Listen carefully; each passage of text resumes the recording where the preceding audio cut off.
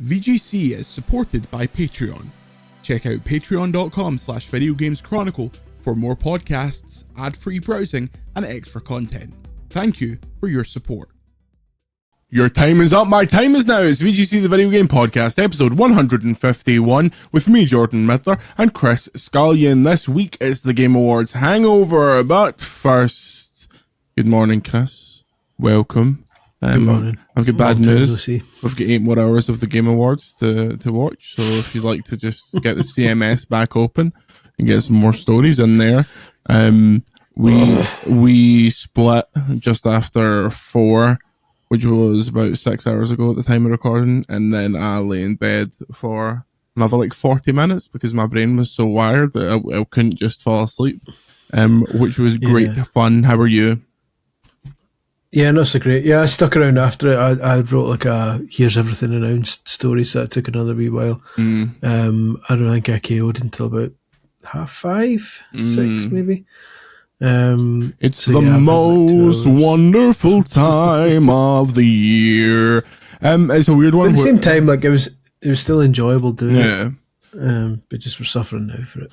It was actually, I was thinking about this morning. It wasn't one of the shows where you're absolutely begging for it to end. It was still too long in my opinion. It never needs to be 3 hours, but it wasn't. It didn't have a massive drag point. There was only a few moments where you're like, what time is it? Where are we here? Are we getting through this at a decent clip? But broadly, I thought the show was pretty good. But we've got all the news from the show, including everything announced, all the award winners, etc., throughout this episode. But before that, I'd love to give a big shout out to our Patreon members at patreon.com/Video Games Chronicle. Remember, all this month we're running a December pledge drive. The more pledges we get, the more content is unlocked across December into early January and even next year with the likes of VGC Live. So check out patreon.com/Video Games Chronicle for more on that. Let's get started here with what I would say is probably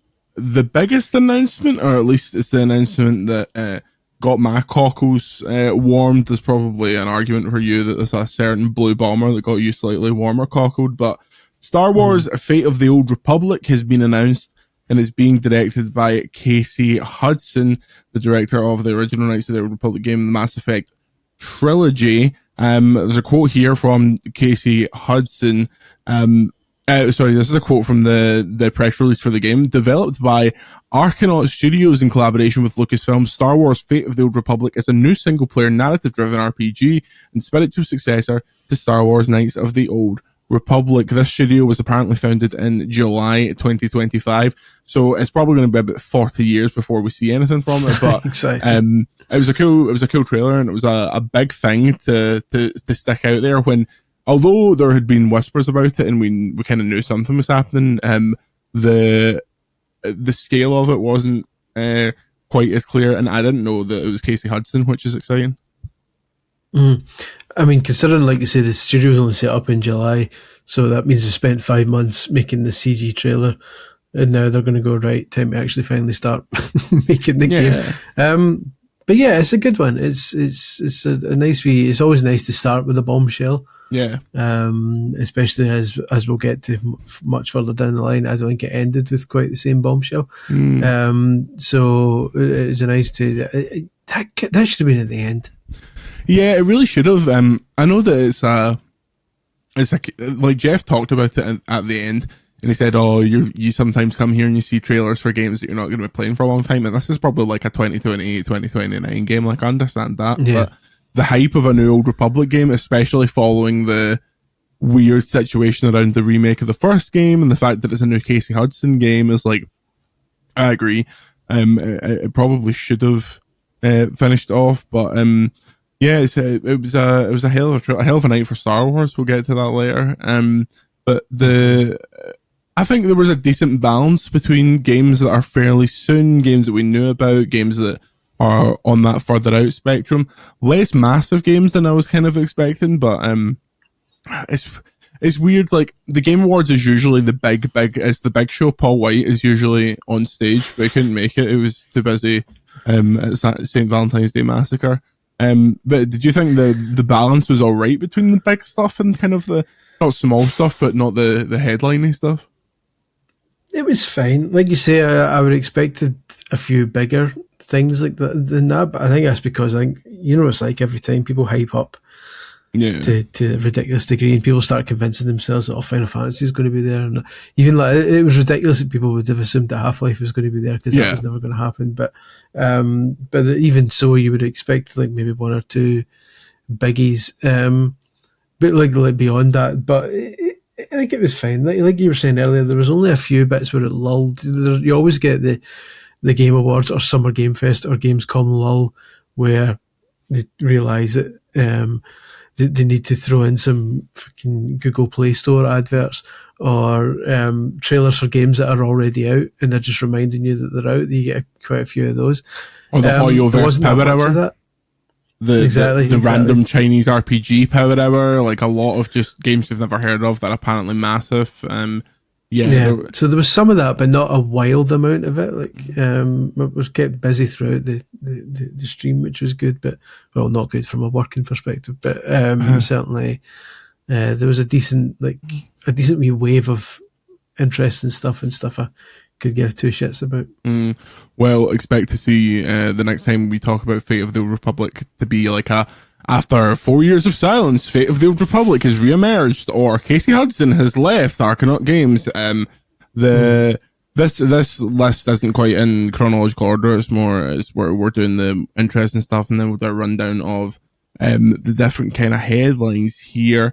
The Game Awards mystery statue, which really captivated the internet until some absolute slugs decided to check trademark websites in order to work out what it was early, was in fact for a new Divinity game. The game, which is simply referred to as Divinity at the minute, is from Larian, the people behind Baldur's Gate 3. Really, really cool CG trailer, very, very gory, very somebody getting pumped in it, which is always something you're looking for in a Game Awards trailer.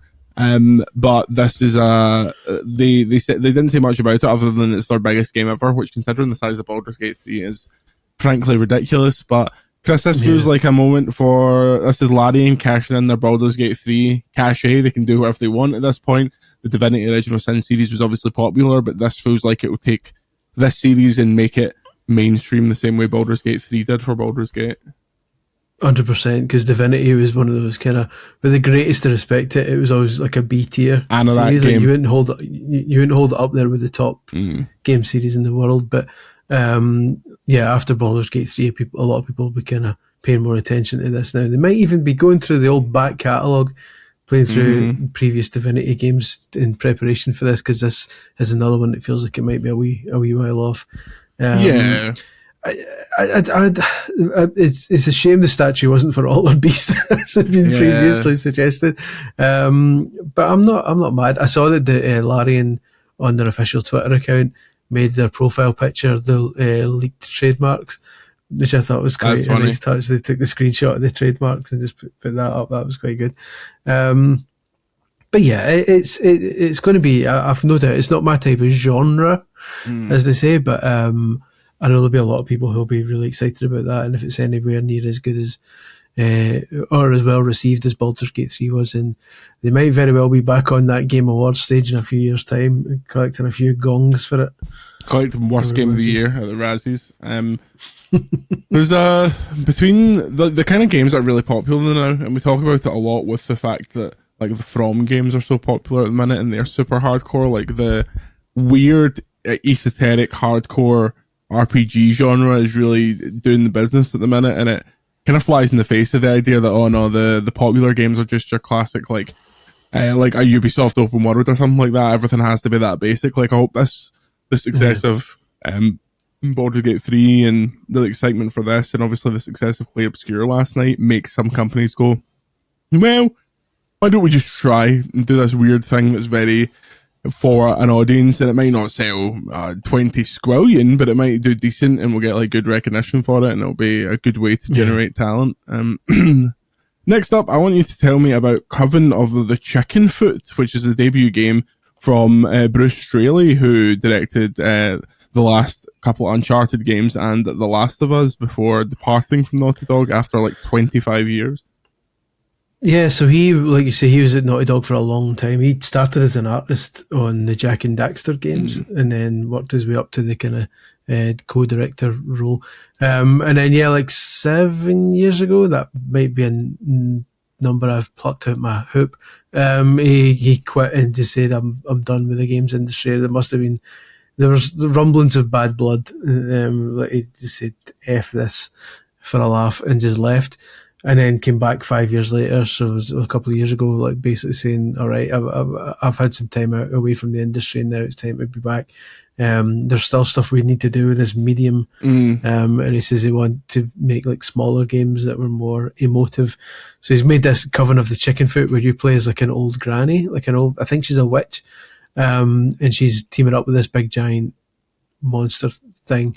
So it's a bit, it's the one with the kid and the dog that everyone wanted for ages and was shite.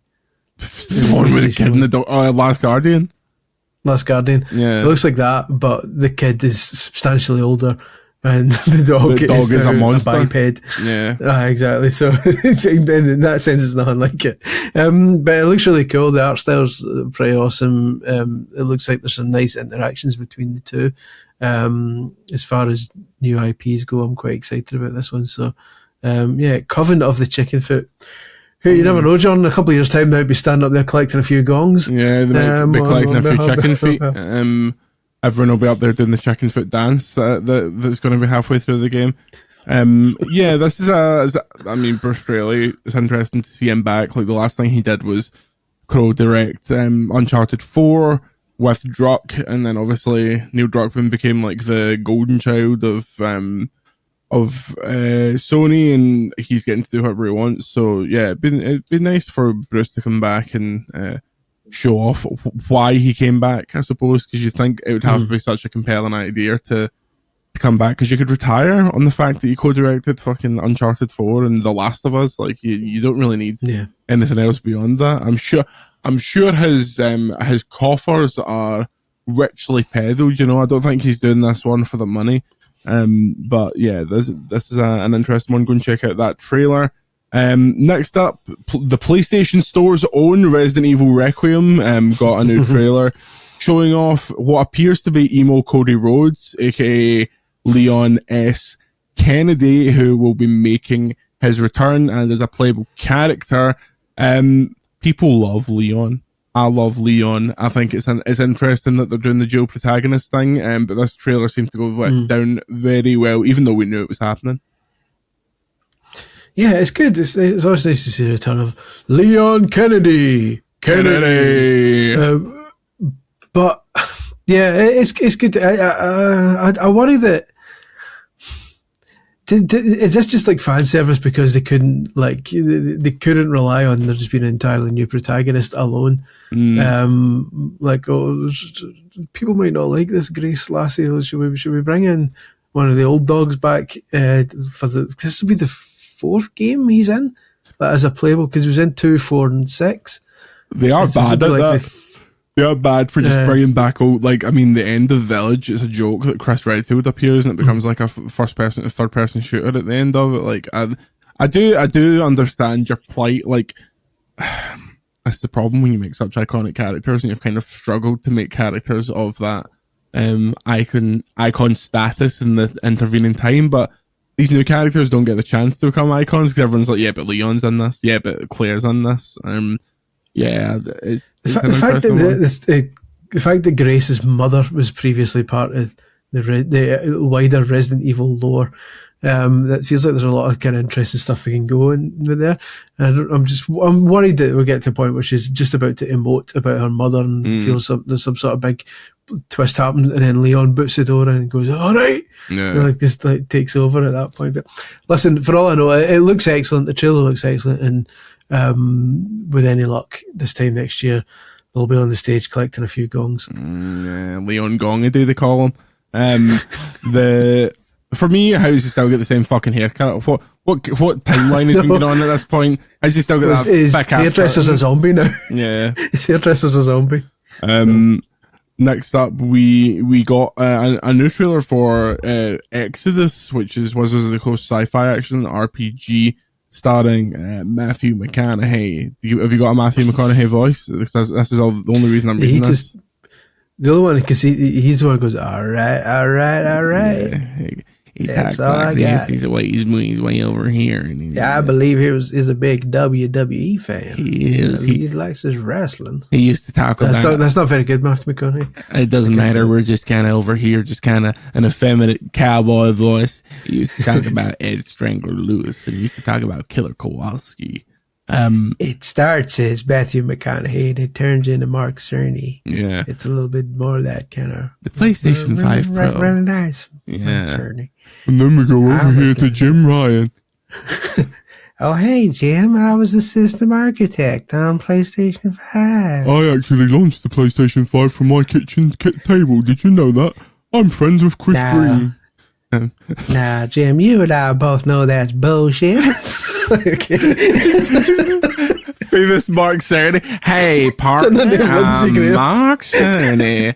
Why don't you mosey on down here and do some blast processing? Why don't you mind your P's and Q's? We've got a lovely little game coming out next year called The Wolverine. Yeah. I'm sure you like it. Exodus, sure. That was all. I just wanted to mention that to really go off piece. Speaking of people who like wrestling, and I need to put this across to people. Last night before the show, I listened to What Do You Want to Talk About? The Cody Rhodes podcast. His guest this week was Timothy Chalamet, and it was fantastic. First of all, Timothy Chalamet looks like a wee boy for Scotland. Like, he looks like such a wee bam. He's got a number one, and he was wearing a polo shirt done up, and he was wearing extremely specky glasses. And they were chatting away, and they start talking about, like, oh, Timothy's like my favorite pay-per-view of all times, One Night, the ECW One Night Stand with like Cena and RVD. And then he goes, and Timothy goes, yeah, that's when RVD's title run get cut short because of a weed violation. It's like, yes, brother, this boy is a mark. He knows the score. So highly recommend you go and check that out after you've listened to this podcast, obviously, which doesn't currently feature Timothy Chalamet, but you never know. Not yet. It might be the live show. Yeah. This Exodus trailer looked okay. I thought, like we both remarked on it. You remarked on it that it looked like a kind of. People always say this looks like a PS3 game, and it doesn't for the most part. But I think the character models are deliberately stylized to look a wee bit lo-fi, and for that reason, that looked a wee bit more basic than you would expect. But I mean, it's not going for ultra realism folk. Yeah, there's some BioWare folk in the team, so I don't know if they're going for a Mass Effect 1 type vibe. It's definitely a Mass Effect vibe I got from it. I'm not sure I'll be picking up any gongs anytime soon, but it certainly. Do you know who will be picking up a gong? Best performance, Matthew McConaughey. Thanks, Jeff. I love being out here at the Game Awards. Did you know that? As well as starring in a Texas Chainsaw Massacre movie, I also developed Marble Madness. You want to hear about the PSSR and makes your games look lovely. All right. Next up, Control Resonant. It's the sequel to Control. This was announced in classic Remedy style by hanging someone from the stage. So I saw this like a week ago at this point. Control Resonant, the idea is that in the second game, you're no longer playing as Jesse, who's the protagonist in the first game. You're playing as her brother, who is a big part of the first game. So if you're a Control fan, you know who that is. And instead of being stuck in the oldest house, you're heading out to the streets of Manhattan. It's not an open world game. It will be like open chunks of Manhattan, which is cool. Go and check out the trailer for some kind of the visual identity. All that stuff looks absolutely crazy. The thing that gives me pause, and I really need to play it to see how this works out. It's no longer a third-person shooter. It's now a melee action game. Dylan Faden has the Aberrant, which is the name of his like shape-shifting melee weapon. So in the trailer, it shows it like turning into a hammer and being used as a couple of blades. Like you can imagine it having all different kind of forms that are unlocked as you proceed through the game. And perhaps the biggest news for people is that it's currently scheduled for 2026 for everything, including Steam and Epic Games Store. Famously, Alan Wake 2 was an Epic Games Store exclusive, which didn't help its PC sales. But I thought this trailer at least was extremely cool. What do you think of it, Chris? Yeah, I agree. I mean, Control's on the backlog, so I didn't really understand what was going on. But I dare say, even if I did play Control, I'd still probably wouldn't have understood what. I've finished that game like 3 times in those big parts of it. This goes over my head to finish for me, I'm afraid. But visually, it looks striking. I'm definitely up for that. They're always. I'm not going to the. It's annoying that It's annoying that I've run the gong. Bring it back in like an hour because this one actually would have been a contender for. You get the feeling that because they've got such close ties to the Game Awards, they probably would be picking up some gongs at some point. But again, like you say, it comes down to melee. I'm more excited than you about the concept, the idea of melee gameplay. I don't know. It feels more like a safer bet to me. Like gunplay is always kind of a mixed bag for me. Sometimes I think melee is a safer gameplay mechanic, so I'm not massively concerned about that. But we'll see. There's no denying it looks fantastic. So I don't know how much that was gameplay, but at least the art style is fantastic, I should say. The idea for me that they would make such a swing, like I love the gameplay of the first game because you're like using your telekinetic powers and the gun at the same time, so it's like throwing people in the air and shooting them, or shooting some folk and using like, because you essentially had the force, like using the force to like throw some people off the ledges and stuff like that. But you could obviously use telekinetic powers in a melee context in a very interesting way. For me, one of the things I need to know about is the oldest house, which is the setting of the first game, because it was all inside one building with like all different floors and stuff like that. There was a really cohesive visual language to it, and it was like great to explore because they combined the idea that, okay, there are loads and loads of offices in here that's like got nothing wrong with them. Then you go into one and they'll be, oh, that's a weird happenings going on in here, and there'll be like a wee story and stuff like that. When you translate that to what I assume will be like gated off sections, it'll be like, oh, here's the Times Square section, and it'll probably be fairly big, but it'll be some of the weird occurrences will be like popping up to stop you going a certain amount. Like, will that still have that level of kind of exploration? But they're talking about it like it's like the biggest game they've ever made. 2026 is exciting. I'm not entirely sure if they're going to hit that, but especially after they've had a bit of a rough ride of it recently with the way that Firebreak went down, and then obviously they had a big shift in kind of the CEO. It was very high tier shift following some money problems. Control Resonant coming back and being brilliant would be excellent. What do you think about the name? I stand by. I don't like the name. They should have called it Control 2 in my opinion. I know that it's a parallel sequel rather than a chronological sequel, but Control 2, you know what you're going for. Control Resonant doesn't evoke to me. I agreed. I think it makes it sound like a spin-off, whereas it really clearly is like a fully fledged second Control game. So they should just call it Control 2, or I don't know, even just something better than Resonant. A lot of people don't know what that means. Yeah, like it'd be nice to be a word that most people kind of get, but I don't know. At the end of the day, if it ends up being good, people won't give a shit. It's marketing. You've got to think about market. Well, maybe they are. Maybe if they called it Control 2, they put off a lot of people who didn't play the first one, and maybe they want to make a game that's more approachable to people who didn't play the first one by saying, hey, don't worry about it. This isn't... Maybe the number 2 would spook some people. They are saying in the pre-release copy that you don't need to play the first game, but I never abide by stuff like that. Like if a game is a sequel, I want to play the first game, even if it's like a parallel, a parallel sequel in this case. But Control is a very popular game with the hardcores, but Control never sold like billions and billions of copies. So for some people, they probably will come to this first and go like, oh, there was a whole other one where you play as his sister. Like the trailer for Resonant has Jessie's voice, so obviously you're like tracking her down and being like, what's the deal with my massive aberrant here that keeps turning into a sword and all sorts? So yes, that's cool. There's a preview on the site from me. Next up, the debut game from Toshihori Nagoshi's studio, Gang of Dragon, appeared with a cool ass trailer. Tell us more about this, Chris. This looks excellent. So this is Nagoshi's studio. Me and Andy went to Nagoshi's studio a couple of years ago now.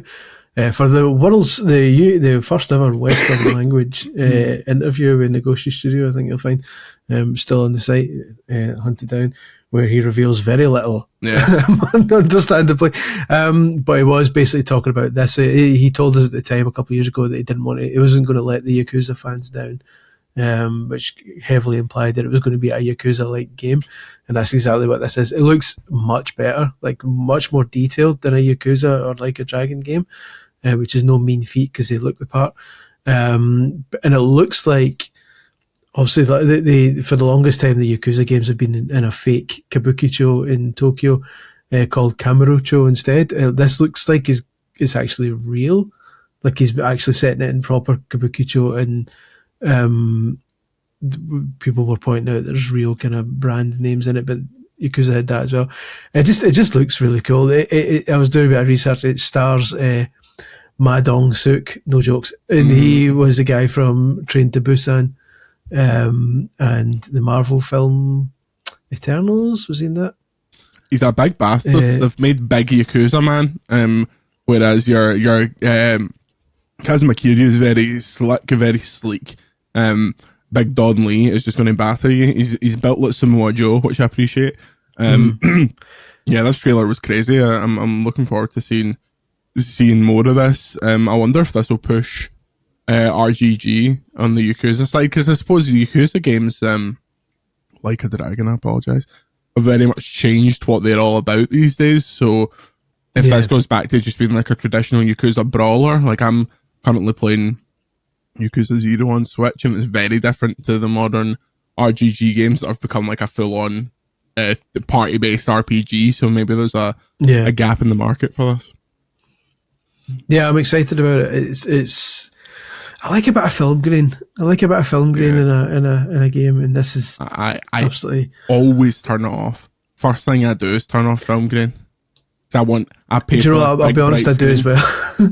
I do as well, to be honest. But I initially like it. I like the idea of putting it in. For me, I want. So like when I saw the trailer, I was like, ooh. For my money, if I've paid for this big telly, I want it to be crisp. I want it to be pristine. I want to see the rain effects on the wet ground. Like that's what I'm here for. I don't need muck in my eyes. I don't need Vaseline on the lens.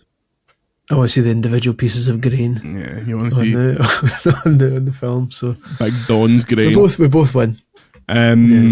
Speaking of winning, fans of posh women getting thrown against rocks are up, because we've got two new Tomb Raider games coming. A remake, Tomb Raider Legacy of Atlantis, and a sequel, Tomb Raider Catalyst, are coming in 2026 and 2027. The Tomb Raider franchise, obviously now with our dear friends being published at Amazon, has been worked on by Crystal D and Flying Wild Hog, incredible name. So one of them's a remake of the first game for the anniversary next year, correct? She's wearing the green top. She's probably going to point two guns. There's going to be a Tyrannosaurus Rex, I imagine. And then the second one is a full on kind of new game for 2027. The Tomb Raider's been in a weird spot since which apparently they call the Survival Trilogy, those games that came out. Did they start on the 360 generation and then continue into PS4? Rise of the Tomb Raider, Shadow of the Tomb Raider, etc. and so on.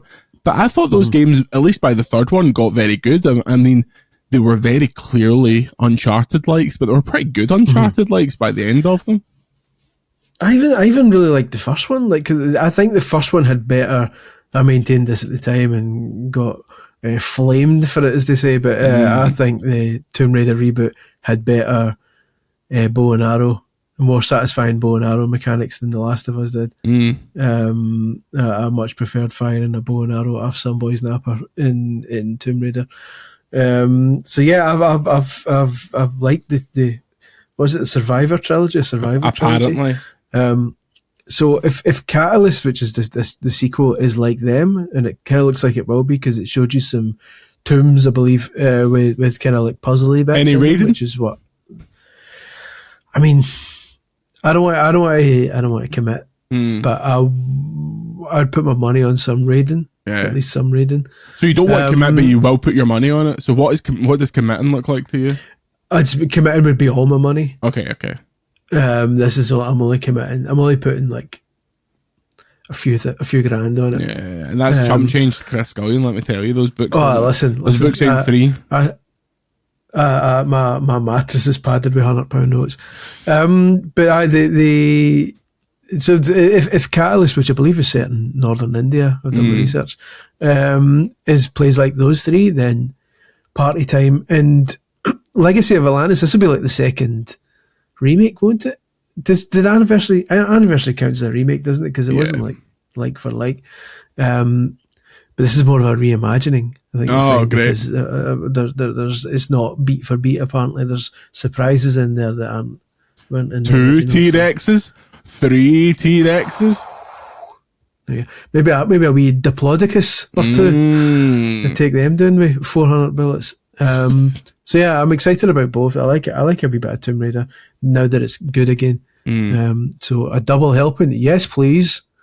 A double helping of Tomb Raider, yes please. Next up, Lenny Kravitz appeared. Didn't get his homos out, sadly. However, he will be playing a villain called Bawma, Bawma, or Bawma, in 007 First Light. IO Interactive absolutely love celebrities, Chris. So they cannot get enough of putting famous people in their games. They're absolutely ganting for it. I don't understand why. Why? I mean, like, fair enough. Lenny Kravitz has some clout among certain people of a certain vintage, but he's not an actor. I mean, he's listed in Wikipedia as a singer and actor, but we're talking minor roles in things like the Hunger Games, like stuff that he's been in like for 2 minutes. He's an actor with the greatest respect to him. And this is where the Lenny Kravitz fans are going to hound me down. He's an actor about as much as Macy Gray was an actor in the Spider-Man films. In that he's in there a wee bit and then he pisses off. What was Macy Gray's tune again? Give me a few bars. I try to say goodbye and I choke. Yeah. One of the best lines in...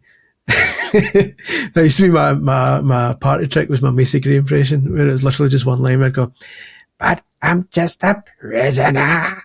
Very good. Did you get into many parties with that? Was that opening doors for you? That was my leaving gift to everyone as I was being escorted from the party. Yeah. No one explained to you that you don't actually need to bring a party piece and a leaving gift to every party you went to, so it became a really stressful environment for you in the mid-2000s. It didn't start as a leaving gift. It was given as just an impromptu impression and quickly became a leaving gift when I was asked to leave.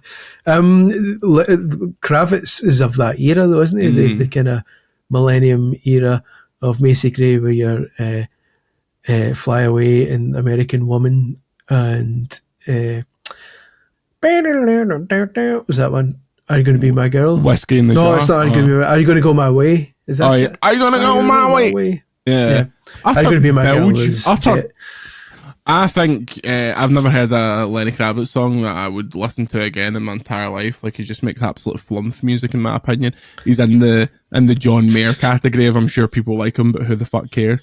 He looks the part, at least. He came out in his full Bawma gear, and I'm sure it'll be good fun. Do you think this is a case of like he's like the first boss or something like that? You go in and you fucking blow his head off with an AK-47 and you go, oh, well. Do you think there's going to be multiple villains all played by celebrities who get progressively more relevant as you go through the game? That'd be good. I was going to say progressively so like the next more one's relevant. Kid Rock. Yeah. Oh, my name is Kid. I'd like Elton John to be a big kind of camp supervillain right at the end. He's always cutting about in these wee Gucci tracksuits that he wears in his TikToks, but then when you actually have to fight him, he's full on Rocket Man gear. Look, I'm all for a crossover, but as we've discussed many times, I don't know if this counts as a crossover. This is just a famous guy playing something. I think it's more money than sense at this point, because you get the feeling that they could have just... Nobody's buying 007 First Light because Lenny Kravitz is in it. For Bawma? Nobody's going, I was on the fence about 007, but now that the man who recorded a cover of the Guess Who's American Woman or Austin Powers 2, The Spy Who Shagged Me, is going to be in it, then count me in. It feels like they're just throwing money at anyone who'll grab it. It's like the Eminem stuff was fun in Hitman, and Mila Jovovich is going to be in the next one, fine. But I don't know, it just doesn't make sense. He's not a known actor. I would rather have an actor as a villain. But it's weird that they called the first Austin Powers International Man of Mystery and then went straight to The Spy Who Shagged Me. You'd have thought that the first one would also have a jokey title, because the third one's obviously Goldmember, which is a joke. Yeah. Is International Man of Mystery a joke that I'm missing in some way? I think it's just because at the time they weren't expecting it to become a franchise. I think Mike Myers was expecting that one and done. Yeah. And then when they realised that it had gained some traction, that then I think they went down the parody title route. I think International Man of Mystery might be just a generic title. It's weird. I'd like a fourth one. So would I. I've always said that a fourth one would be great. I thought we're very much in an era now where him discovering wokeness could be quite funny. We're very much in the era where that would go down quite well, I think. Yeah, I mean, you have them say sorry, baby, and like, oh, and then they do a whole thing about fucking pronouns and that. I always thought that what's your man's name for Kingsman? Kingsman to me was essentially just like a slightly more serious Austin Powers. They should have just get your man Taron to come in and do the Austin Powers thing, because obviously they have like Michael Caine's his dad, so who's his son, and they can make it Taron, because he could do. What would you call? Go. On you go. I was going to say that he could do the Austin Powers side and be Dr. Evil's son as well, like do the bald cap stuff, all that kind of gear. So what were you going to say? I was just thinking, if they do make a fourth one, you need to think of another Bond pun name. Yeah. So the obvious one is like some like Never Say Never Again, but you would replace never with like Orchie. Yeah. I don't know. Never say Groovy Again. Yeah, something like that. Yeah. But we'll see.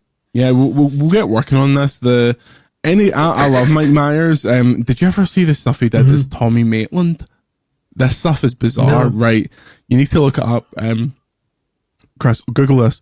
Google Tommy Maitland. This was Mike Myers who did this. Who did this game show entirely in this? Oh, I've Tommy seen that. I just didn't know that was his name. Yeah, and he went Gong Show. He came to interviews. He went to red carpets as Tommy Maitland, and it's not even such an incredible disguise that you could ever be like, that Mike? It's so obviously Mike Myers. He's essentially wearing the Dr. Evil gear with a wig on top, with a Vince McMahon pompadour wig on top. It's really bad makeup. Like I've seen that before. I just didn't know that was what the character's name was. It's reminiscent of, and this is a deep dive. There not a lot of people are going to get this. It looks like the Michael Jackson short movie Ghosts, where Michael Jackson becomes an old man and is make-upped to fuck, and he looks exactly like that. It's got like really weird prosthetics covering his face to make him look like an old white man. And that's exactly what it looks like. It looks a wee bit like Neil Lennon. This Tommy he does look a wee bit like Neil Lennon. He's got a bit of modern day Lenny to him, but I just googled Michael Jackson's Ghost to look at that makeup because I hadn't seen it in a long time. Christ alive, it was very bad. But it'd be Tommy Maitland and Michael Jackson's Ghost coming soon. As part of the Tomb Raider sequel. As villains. Yeah. As villains in 007. As Balmaw. This next one, No Law, is from the team behind The Ascent. You want to tell us about this one? You were chatting this up before the show. Yeah, I was showing this last week. It looks really good. So I've got a soft spot for The Ascent. It was like Neon Giants, top down. It was like a twin stick game. It was on Game Pass at launch and stuff like that, and then it came to PS5 later. It's like a kind of twin sticky cyberpunk game, and it was quite good fun. So they told me here's another game coming, so I was like, have a look at that, and it's totally different. It's like a full-on Unreal Engine 5 FPS. It's still cyberpunky, but it's more colourful. This sounds like a weird thing to say because obviously cyberpunk's all neon and stuff, but it's brighter than a typical cyberpunk type game. So there's the place is set in like a a port that's been kind of drilled into the side of a rock, and it was originally this kind of paradise idyllic port, and has just become a kind of neon cyberpunk place over time. So during the daytime, there's a day and night cycle, and during the daytime, it's really nice looking. There's lots of plants and all that. And then at night, all the neon kicks in, and it becomes proper Blade Runner-y shit. So it looks apart. I'm excited about this one. It looks very visually detailed, and the world looks really cool. So curious to see how it goes, because obviously going from a top-down twin stick shooter to something like this, they had to totally rethink world design and stuff like that. So I'm curious to see how it plays out. But so far, so good. That's exciting. I like when studios do that, like when Housemarque moved from like the Rezo guns and stuff like that and Matterfalls to doing Returnal, like a big third-person game. So it's cool when these companies take big swings. Speaking of Housemarque, sad news here for JJM. PlayStation 5 exclusive Saros has been delayed until April. It was originally coming out March 30th. Now it's coming out April 30th. Buried within this is the news that they are doing the 2-day early access thing for digital deluxe editions, which is the worst. That's not early access. That's just when the game comes out. You're punished for paying the bog stan. I wonder how much that digital deluxe will be. Maybe it'll be like 80 as opposed to the 70 for the full whack, but I'm not going to let that get in the way of what looks like an absolute banger. New story trailer is out now with Raul Coley, and it seems to be Jane Perry, who played Celine in Returnal, and is also Diana in The Hitman. She's the woman that goes, good evening, 47. You have to shove this up Slim Shady's arsehole. But yeah, it's a cool trailer. Quiet night from PlayStation. There was a suggestion that there would maybe be that new 2D God of War here, but that never materialized. Cory Barlog was seemingly in the building, but he never popped up. Maybe they're just saving it for their own thing earlier in the year, and they just didn't want a Game Awards stage apart from for Saros. Yeah, maybe. It's a weird one. It's quiet night for all of them. The Xbox didn't have much. Nintendo just had trailers for existing Nintendo games. Yeah. All Xbox had was that really long Game Pass trailer, which didn't really do anything except remind people that Game Pass exists, and once again didn't explain what it actually is. But it was a weird night for all three of them. None of them really kind of were interested in taking part by the looks of it, which is a bit weird. To your point about digital deluxe editions given early access, I'd love to see the stats on how many people buy these digital deluxe editions just to get a game 2 days early. Yeah. I get it if it's a sports game or a live service game where you're genuinely getting a jump on people. Like I would buy like the fancier version of FIFA or EAFC, sorry, so you get another week on the season, like career thing. But for a game like a single player game, surely you can just wait. I don't know if people are just scared of spoilers or something, and that's it. It's like kind of you want to get the jump on everyone else, but it's just weird. When Xbox were in their pomp of doing it, it made sense to me if it was for a Tuesday game, you pay a bit more, you can get it the previous Friday, because there's an argument that it's like, well, I've just sat down, it's Friday night, I've got the whole weekend, I'm doing hee-haw, I wish I could just pay. Like, how many times have you had the thought when you were younger, I wish I would pay double to play this game the now rather than next week. Right. So it totally makes sense. But yeah, I think it's a bit lame.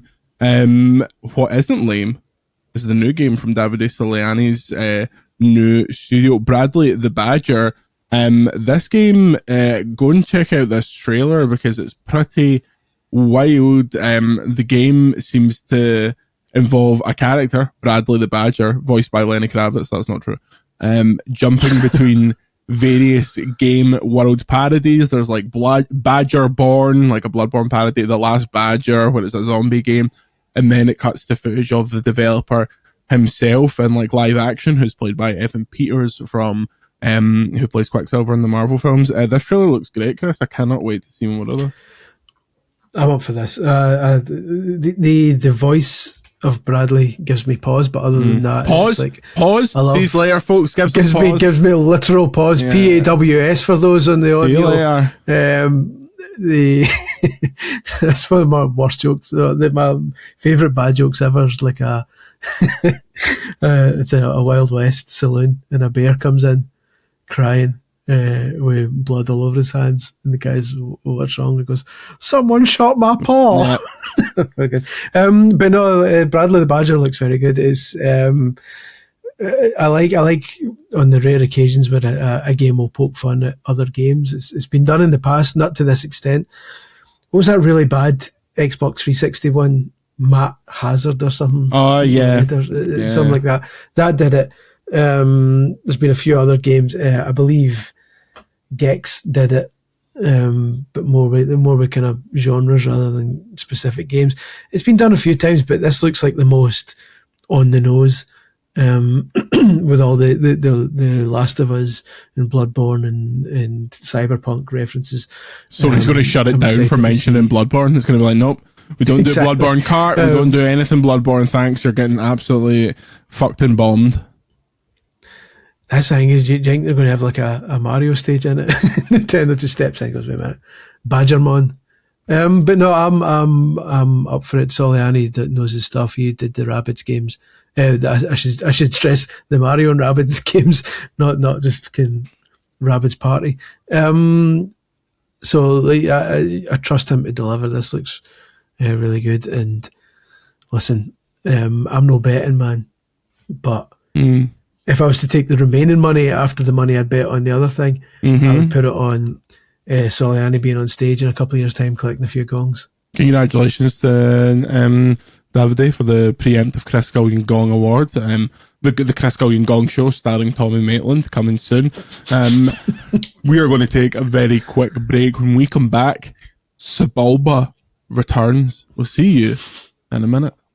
And we are back. Annie, I was good to your mother. No, she is worth two slaves. I just happen to have a chance cube here. From those vaguely racist impressions, you probably guessed that it's time for Star Wars news. Star Wars Galactic Racer, the debut title from Fuse Games, which is from, I thought this roundup here said former Criterion lads. It's Leeds, but I would have loved it if you just put that in the middle of the story, because I ain't got my fucking bed. This seems to be we initially thought, okay, pod racing game, because that's what it started off, but it seems to be all kind of Star Wars land and sea and sky vehicles. This looks amazing, and I cannot believe they are making look, for all the shite that has went on in the Star Wars Disney film canon recently, they've making fantastic games, and this is another one that I'm really glad they're getting to do, and I would love a new racer that's something a bit different. Yeah, I mean, when Fuse Games were formed a couple of years back, it was like I say, it's made by people who were former leads in Criterion who did the Burnout games, and they said at the time they were starting on a AAA big licensed game, and so at that point I was like, Fast and Furious, it's probably going to be that, isn't it? So at no point was I thinking Star Wars Racer, which is like fantastic. So yeah, it's like Episode 1 Racer's a guilty pleasure of mine. I still play that quite regularly. But yeah, they apparently, according to like the various, there's an interview on the Star Wars website with some of the leads. With Sebulba? And apparently with Watto himself. You think you can ask me questions with your Jedi mind tricks? We don't know if we're going to put it on Nintendo Switch 2 yet. We find out later. I roll the chance cube, and if it comes up red, it comes on Switch 2. If it comes up blue, no Switch 2 for you. So yeah, they apparently focus mainly on land speeders and speeder bikes, which is quite good. So I'm getting a MotorStorm vibe here. Various crafts of various sizes. MotorStorm, come on, but floating in the air. So almost a floater storm, if you will. There we go. Thanks, folks. With vehicles floating. So I'm up for this. This is my game of whatever year it comes out. This is a great opportunity, and I messaged one John Drake, a Disney head honch, to say that he needs to bring back the Pod Racer arcade machines that had the back of the seat that looked like the Pod Racer. There was one of those in the basement of Hamley's on Oxford Street. That every time I'd go to London, I would sit in and be like, this is magical. This is the future. This is pod racing, if you will. Forgotten Worlds has now got a battle pod. Oh, does it? Very nice. Playable, fully playable. Shout out Forgotten Worlds. Tell them VGC sent you. To me, if you ever use a land speeder in this and not just absolutely cart it around the corners in a pod racer, you've got no balls. But I'm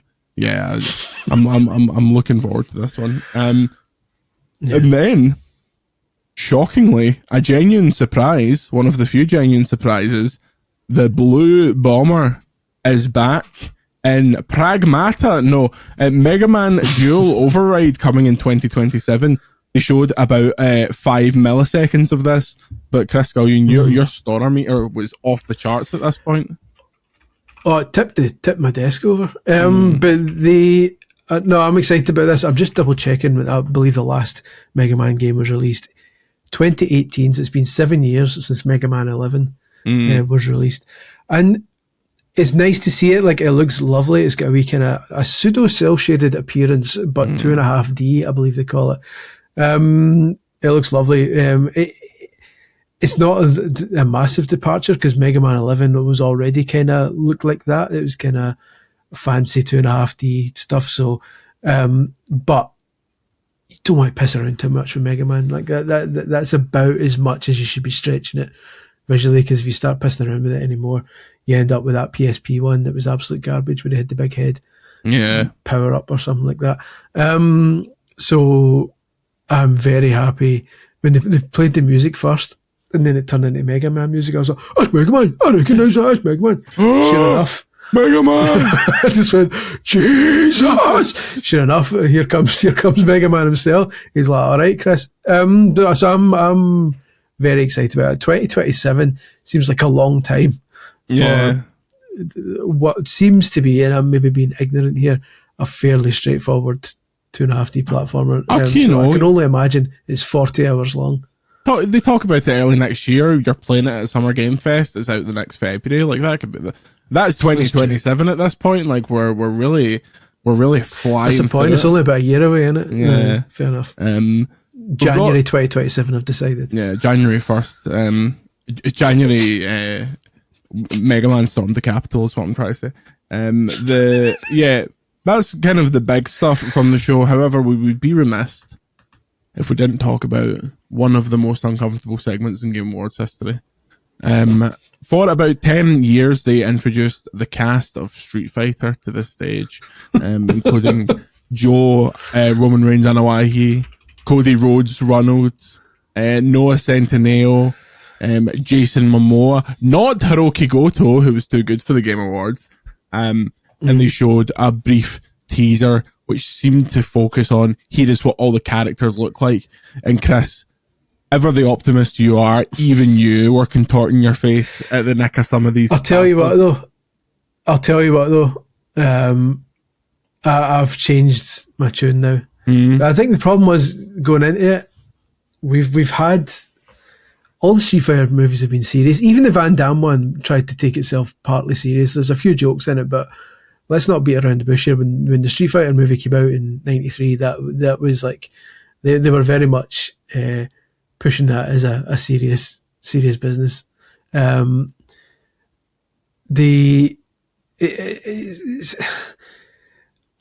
when they said here comes the Street Fighter trailer, I was expecting something serious. So when I saw like bad cosplay, I was like, oh no, what have they done? Watching it again, I watched it again this morning but this time with the mindset that this is a piss take. Like, they're having fun with this. This is a colourful, over the top. I'll bet this has got loads of jokes in it. I'll bet this is like a kind of a carry on. With that mindset, I'm up for it. If they're having fun with it and being over the top and bombastic with it, then yeah, it fits, because some of the outfits look just dumb as fuck. Cody Rhodes as Guile is ridiculous. Have you seen all the character posters that they've now released, giving better looks at everyone? No. It's on I'm on the Street Fighter X account, and yeah, when you see everyone laid out like this, you're like, okay, I can see what they're getting up to here. I think it's a bit distracting in some senses. Like, that is just Roman Reigns in a Kuma cosplay. Like, that is not someone playing a Kuma. That is just Cody Rhodes dressed as Guile, like it was a WWE.com article or something like that. But I mean, Vega looks the part, thanks partly to the fact that he has the mask on, obviously. Like, Dalsim looks pretty good. That Balrog looks ridiculous. Balrog looks fucking, like, so stupid. But I think it's just because 50 Cent has a big daft face. But yeah, it'll be... there's 99 characters in this. If you don't like one of the characters, don't worry. Wait 5 seconds and another one's going to be on screen. Someone pointed out on social media that someone made a joke at one point where they're pretending to bring out the Mortal Kombat movie cast as well. And then they made a joke about Warner Brothers. So they were going, and just to show that, like, this is a happy community. Here's the cast of Mortal Kombat 2. Let's bring them out. And everyone started cheering. And then someone joked and said, "Oh no, we're only kidding. They're not here. They don't care about you. They only care about money." While standing on the stage was one Andrew Schultz, who took part in the Dubai, the Riyadh Comedy Festival, the Riyadh Comedy Festival. Oh yes. Yeah, we don't all like our money. Do you know who should have taken part in the Riyadh Comedy Festival and given us some of the money? Christopher MacArthur Boyd. If you had anything about him, he would have taken part in the Riyadh Comedy Festival and funneled it all straight into patreon.com/Video Games Chronicle. I'm disappointed that CMB is not a sellout. We bought that boy pizza, and he can't do us a service of fucking doing the Riyadh Comedy Festival on Boulevard Street and doing 5 minutes about, isn't the king a cool shagger?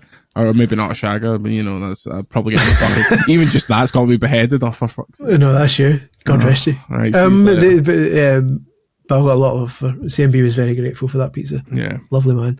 But yeah, Street Fighter, I'm up for it now. That initial, after that short, sharp shock, seeing it initially, I was like, oh no, what have they done? In the cold light of day in the morning, looking at it again, seeing that there's comedians in there, there's wrestlers in there, 50 Cent's in there, Jason Momoa's in there, Kyle Mooney, I believe, has a small role in it as well, SNL alumni. Then yeah, I'm more up for it now that I've slept on it. So, yeah, I mean, the character posters do look pretty cool. I think my main issues here are the ones that just look like they're dressed up. Like, yeah, Roman Reigns, that's not a Kuma, I'm afraid. I'm not looking at a Kuma in this picture. That's Joe. That's the big dog. That is the Shield member, Joe Anoa'i. But yeah, that was a really, really uncomfortable moment. And honestly, few cringy moments this year. They usually, I feel like they usually struggle to keep the cringe factor to a minimum. But lots of Miss Piggy, which was great. Jeff clearly fucking loves the Muppets, and so do I. So I always appreciate that he takes a lot of time out of the show to do Muppets stuff. Yeah, that's good. I would have liked to have had Statler and Waldorf back, but what can you do? Yeah, it's nice. I was slightly uncomfortable with the implications that Kaylee was shagging Miss Piggy. Yeah. They kept that going on for quite a bit, that she was like trying to get him rid. But other than that, yeah, I'm a big mark for the Muppets. So anytime the Muppets turn up, I'm sold. You've got my full attention. So do you know who wasn't uncomfortable with that implication? Jeff Keighley. He was like, let's do more. Let's really reaffirm the fact that me and Miss Piggy have explored each other's bodies. That's why the camera was just waist up, not because there's puppeteers under operating Miss Piggy, but because Miss Piggy was operating Jeff Keighley. Yeah. Allegedly. How was that? Do you think that was a decent? That was good. You do a good Frank Oz. Thank you. That's the greatest compliment you've ever paid me.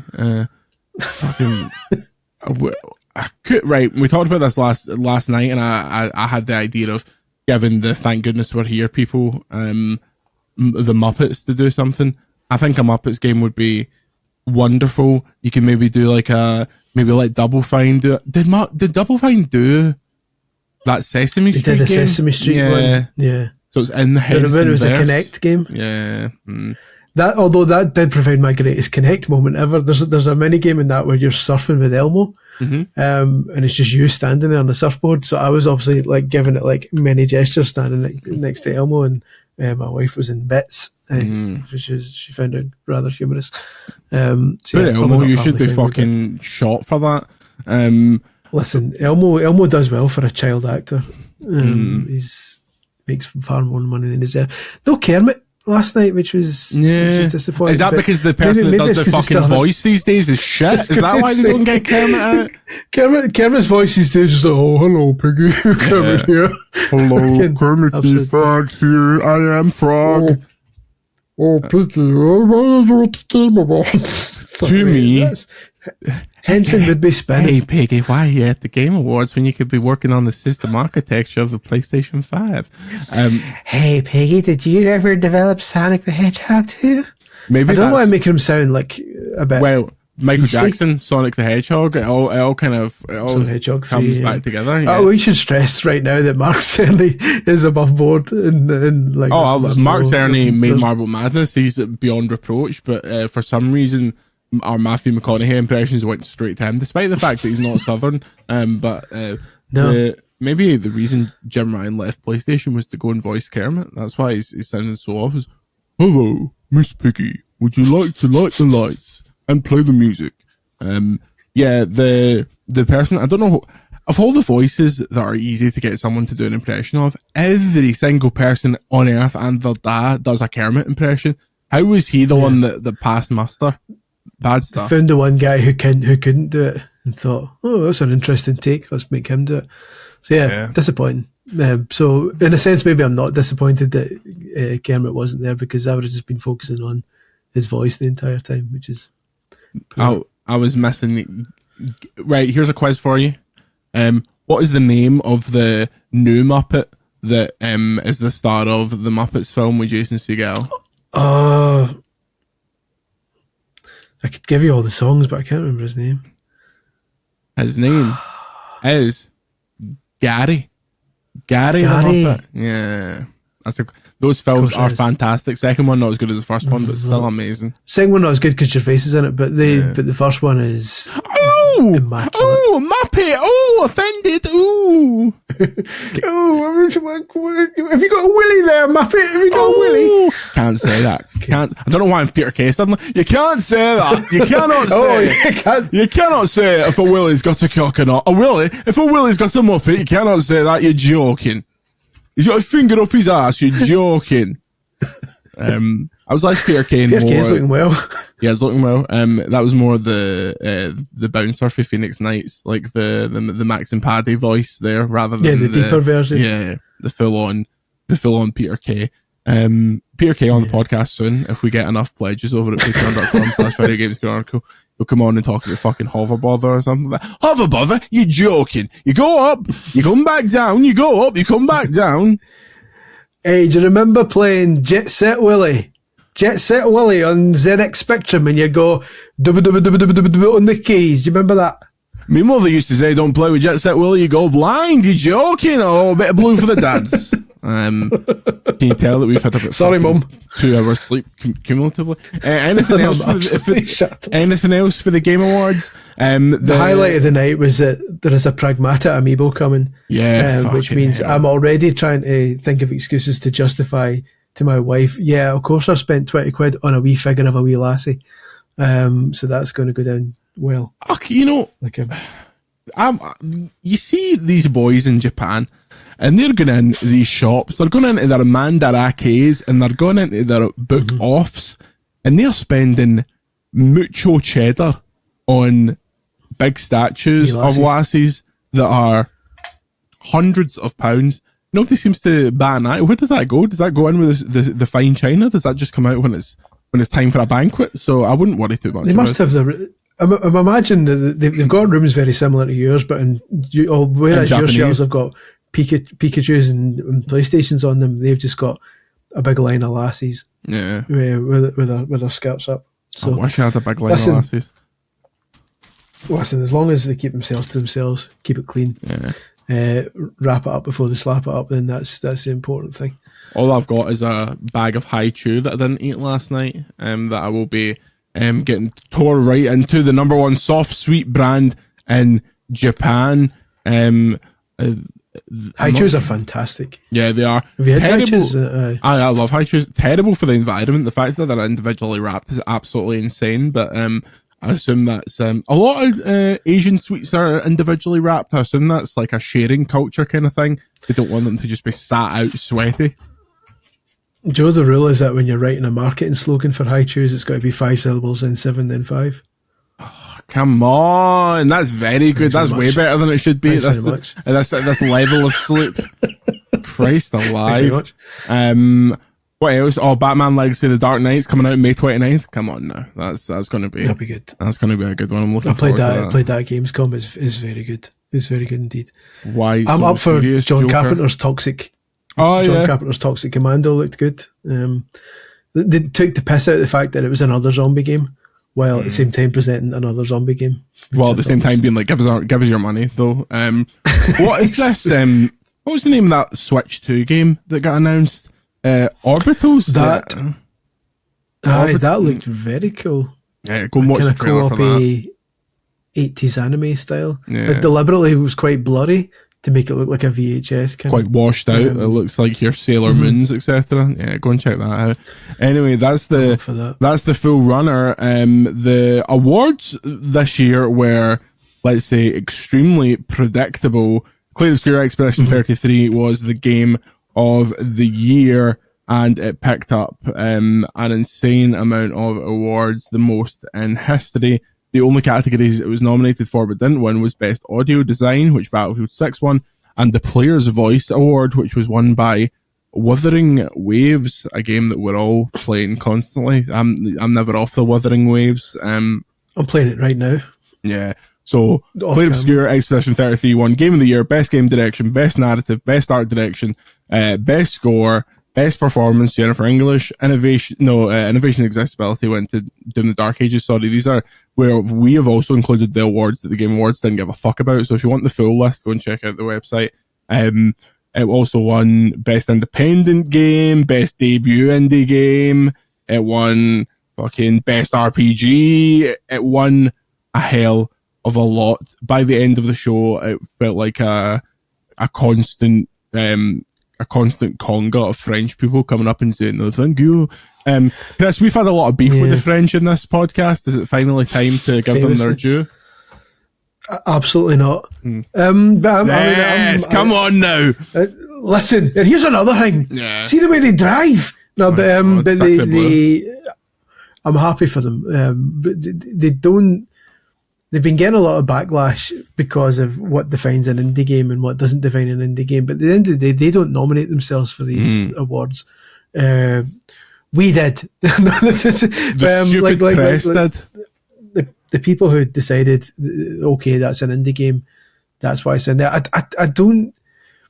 It's good enough to have broken some of the fundamental rules of an awards ceremony in that when you give the award for best indie game, then by default it also has to win best debut indie game, which kind of renders that award a bit pointless. Stuff like that. When you give it the award for best game, then it obviously wins the best RPG, best indie game, best debut indie game categories by default. So that's the joy of an indie game winning. But fair play to them. It's on my backlog. I'll get around to it. But I'm happy that they seem like a nice enough bunch. And all the backlash that's been generated against the game is basically manufactured. When people are arguing over how many people are on the team and not on the team, it's like, who gives a shit? Is it good? Good. That's the important thing. So, and it was a nice wee palate cleanser after the utterly mindless final game that was so forgettable we didn't even mention it there, because we totally forgot it was mentioned at the end. Highguard, which I mean, Keely was bumming it up as if it was like something incredible, and then it just looked like this is a problem else. Like, my only feedback would be that when Jeff's about to introduce a game, he doesn't delineate a lot between like the way that he bummed up Okami 2 before it was announced, it's like, okay, like that is an acceptable level of bumming. Like, that is actually huge and very exciting. Doing it for like an unknown team-based shooter that not a lot of people were really all that interested in. Game could turn out great. It's in, like, you can do playtests in January, I think, or it's just out in January. It's out in January. But that being the end of the show, it sets it up. You leave on like okay, was that it kind of note? Whereas if you left on Star Wars, like Fate of the Old Republic, people were like, fucking hell. Like, even if the previous 3 hours weren't that amazing, we've ended on something huge. So I'd love to know I'll tell you how I would have ended it. Here's my ending for the show. He shows Highguard, and everyone goes, because that was the reaction. And then he comes out and says, that's actually not all, motherfuckers. Like, prepare yourselves. And he reaches into his pocket, his breast pocket, and goes, this is the Pragmata amiibo. There we Bang go. yourself a wee lassie. Good night. Good night. God bless. The Peacock Theatre explodes with excitement. People are on the pitch. Everyone's just throwing £20 notes onto the stage. Yeah. Keely's like, this is America. Your money's no good here. It's not legal tender. In conclusion, decent Game Awards. What star rating would you give it? I'd probably say it was like a decent 3, 4 kind of area. 3.5. Aye, it'd be a very soft 4, so I'd give it a 3. Good announcements. Metacritic 70. Yeah, nice speeches from the entire population of France. It was. I said before that it kind of felt like it was going to be Claire Obscure's coronation night, and it totally was. But sometimes that's just the way it is. Sometimes that's the game that gets voted. Here's something controversial for you. I think a lot of people haven't played Claire Obscure Expedition 33 and are just saying, oh yeah, it's amazing. It's so beautiful. It's so French. Va va voom. And they're, because it's convenient for them. And they go, oh, what was your favourite part? Oh, well, the Claire or the Obscure. That's the thing. It's impossible to say which is better. But that so the very clever thing about it is that Claire means clear. And yet, how can something be clear and obscure at the same time? That's the dichotomy. So that's why it got my pick. My favourite part, and I think Jennifer English should be nominated for this, her character Claire Obscure, I thought was just a wonderful kind of a wonderful exploration into what it means to be French. And I don't want to talk about it anymore because there's too many spoilers. But you know the for game. For me, the real important message to take from it is that perseverance pays off. These poor souls have done 32 expeditions up to this point. Yeah. And then the third one, the 33rd one is the one that just kind of rounds it off, and fair play to the boys, I say, for finally making it. And I hadn't played the previous 32 entries in the series, but I do think that episode 33, 30, as they say in France, was really spectacular and really deserved its multiple wins at the Game Awards. I think if you disagree, you should just go and top yourself right now, you bastards. I think you'll find, in a sense, the name Sandfall Interactive in itself is something of a metaphor for the fragility of life. And that, what a wee bit of grains of sand on this beach we call the universe. And at any time, the sand can fall in an interactive way. That was a little play. That was a little play on the nomination of Claire Obscure Expedition 33. Did I ever tell you I broke into the Louvre one day and stole some shit? Fair play to them. I'm glad they won. Expedition 33. I look forward to Expedition 34 coming back in 5 years' time, picking up a bunch of gongs. If they play their cards right. If they can. Oh my God. What a show. What a gong show. Tommy Maitland on the VGC podcast any moment now. Very briefly, some stuff that happened this week pre-Game Awards. Black Flag Resynced has been listed on the PEGI website. You remember this is the game where it didn't show up. Yeah, it didn't show up. No Ubisoft stuff. This is the game that you remember. Matt Ryan, who plays Edward Kenway, mentioned at a convention that it might be happening, even though everyone's known it's been happening for a long time. And Ubisoft cut his balls off with a port cutlass. But yeah, this it's been rated. I assume this is going to happen any moment. Where does Ubisoft drop stuff these days? Because they don't do a forward anymore. This is just going to be this is going to be a blog announcement, is it not?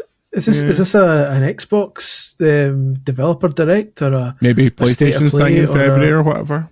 Nintendo direct or something. Maybe they're just trying something wild. Maybe they'd shadow drop it and then announce it 3 weeks later. Yeah. After it's already been out. So, by the way, did you notice that Assassin's Creed has actually been out for 3 weeks? Sorry, we've been a bit busy. We've been purchased by the Saudis.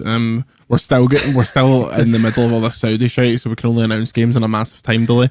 But yeah, I don't understand how like everyone knows now. So just do it. See if just come out and announce it. Yeah, it's coming. We'll show you later. It's getting silly now. They're leaving it for this long. Maybe they do like what Bethesda did with Oblivion, and on the Monday they're like, come back tomorrow, we'll do a live stream, show it off, and then it's out. You can do it, something like that. I mean, it's just a fucking re-release of Assassin's Creed 4. It's not that massive. Like, it's one for the heads, and I hope it's good. But speaking of Bethesda, Skyrim Anniversary Edition was shadow dropped on Switch 2 this week. Apparently, it's like a really dodgy version of it. Not good. Yeah, which is surprising. How it's fucking Skyrim. It's been out for 25 years. How are we still fucking about with that? Apparently it's quite laggy. Is that what people are generally saying? Yeah, bad input lag, which is mental. Like, how is it? That game came out on the Xbox goddamn 360. How is the Switch 2 weak, I'm afraid? Switch 2 old and shite. Famously. Yeah. One day I'll play Skyrim in one of its very many incarnations. It's one of those games that puts me off by how long it is. Yeah. Story of my life. But so we'll see. One day. I'll wait till they fix the Switch 2 version, then I'll play it. Yeah, play it on the Switch 3. This was an interesting one. So the Xbox had shock horror, had a rough hardware period, but I don't really care about that. I care about the fact that it was outsold by a little known Kinect style console known as the Next Playground. Now, if you look this up, the Next Playground is a little white, yellow, and cyan box that is basically a Kinect. It's a little Android-powered device, and people can use it to download family motion control games, such as people pretending to shoot a basketball, etc., etc. Is this the return? Is Kinect finally getting its due, Chris, after all this time? I mean, it looks like a load of old arse, but at the same time, like they've got some big names on it. They've got a Bluey game on there. They've got How to Train Your Dragon, Riders of the Skies. They've got Barbie Dance Party. Oh, come on now. One of my favourites. They've got a Turtles game. They've got a Gabby's Dollhouse game, Peppa Pig. So they're I mean, they've obviously got all the licenses. They've won over the kids. I might even look into one for the wee one. See if she's into playing a bit of Zumba Fitness Party or Doodle Heads. I'm just looking at a list of games. Just pretending I know what I'm talking about. Hey, Sesame Street Move and Groove with Grover. Oh, Grover doesn't usually get a kind of a star and also fair play to the big man. Yeah, I'd be curious to learn more about it. They're even doing a Game Pass situation. Oh, okay. They've got a thing called the Play Pass, which basically gives you all the games instead of you having to buy individual titles. So, I'll tell you what, oh no, wait a minute. Oh yeah, it comes with 5 games, and then you buy the Play Pass to get the full catalogue of more than 45 games. So yeah, I mean, listen, fair play to them. This seems to be doing what the Amico was supposed to do. The Intellivision Amico was supposed to be a family-friendly games console where you could buy it with full satisfaction that your kids wouldn't see anything dodgy, wouldn't get any microtransactions. All the games were family-friendly rated. Nothing was too expensive. Intellivision and Tommy Tallarico, friend of the show. I don't know Tommy Tallarico. I only know Sammy Salazar. listen, it was always nice to me. But while they were fanning around, like delaying and not actually making it, these fine folks at Nex with their Playground console have just went, you know something, here's the prick, and they've just released it as is, and I might investigate purchasing one and report back on whether it is actually better than an Xbox Series X. Will the next Playground use the Karma Gaming engine is my question, because I've been waiting for the Karma Gaming engine for some time now and it's yet to materialise. Tell you what, see if it does, see if I open that up, see if I take it apart and look at the chips, and one of the chips is on it Karma Gaming engine, I'll be getting a gong from me. Yeah. And then next Guaranteed. Year at the Gong Show, when VGC's been wrapped up and we've just relaunched the Gong Show and we're both Tommy Maitland, the next Playground will really do the business. But yes, those are the couple of little straggler, dangler stories that happened this week. What are you up to this weekend, Chris Scullion? Book. And what else? Stay up for John Cena's final match. Yep. We should probably tell folk that our very sporadic VGC wrestling podcast, which is honestly my favourite thing we do, will be making a return for John Cena's last match, which is tomorrow against Ring General, which I think is a fantastic choice. And I think it's awful. Really? Why? Yeah. Because he's so boring. I love Gunther. He's such a big baddie.